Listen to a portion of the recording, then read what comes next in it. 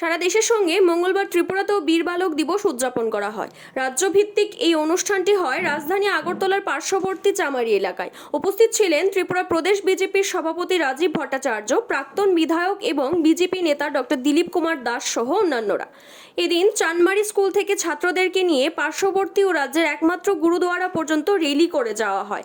এরপর বীর শহীদ বালক যাদের জন্য এই দিবস পালন করা হচ্ছে তাদের নিয়ে নির্মিত সিনেমা দেখানো হয়। সে সঙ্গে সকলে মিলে প্রার্থনা করেন।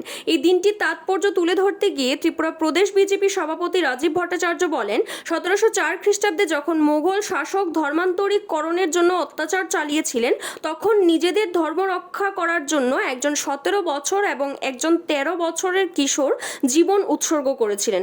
শুধুমাত্র ধর্মান্তরিক হতে রাজি না হওয়ায় তাদের উপর অত্যাচার ও খুন করা হয়। তাদের বীর গাথা দেশবাসীর সামনে তুলে ধরার জন্য এই বছর থেকে 26 ডিসেম্বর দিনটিকে বীর বালক দিবস হিসেবে পালন করার ঘোষণা দিয়েছেন প্রধানমন্ত্রী নরেন্দ্র মোদী। এর প্রেক্ষিতে এই দিনটি পালন করা হচ্ছে। বিজেপি নেতা ডক্টর দিলীপ কুমার দাস এই বীর বালক দিবসের তাৎপর্য তুলে ধরতে গিয়ে উপস্থিত সাংবাদিকদের 1704 সালের সেই ঘটনার গোটা ইতিহাসটাই তুলে ধরেন। রাজধানী আগরতলার পাশাপাশি রাজ্যের প্রতিটি মণ্ডলে বিজেপির উদ্যোগে এই দিনটি পালন করা হচ্ছে।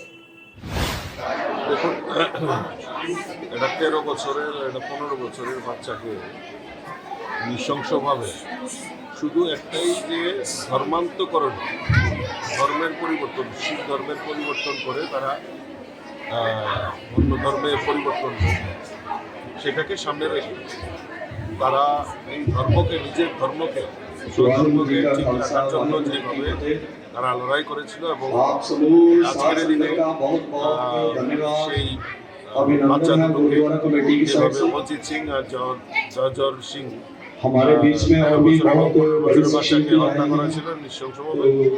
এটাই সারা দেশে আমাদের দেশে संगत से हमारी बेनती है कि जहाँ जहाँ जगह मिल रही है वहाँ पे बैठ जाएं দিবস और थोड़ा बच्चों को कंट्रोल হিসাবে আমরাও আসছি গুরুদুয়ারাতে তাদের জন্য প্রার্থনা করার জন্য। क्योंकि हम 10-15 मिनट में अभ्यास करेंगे, उसके बाद जो मेन प्रोग्राम है वो शुरू हो जाएगा।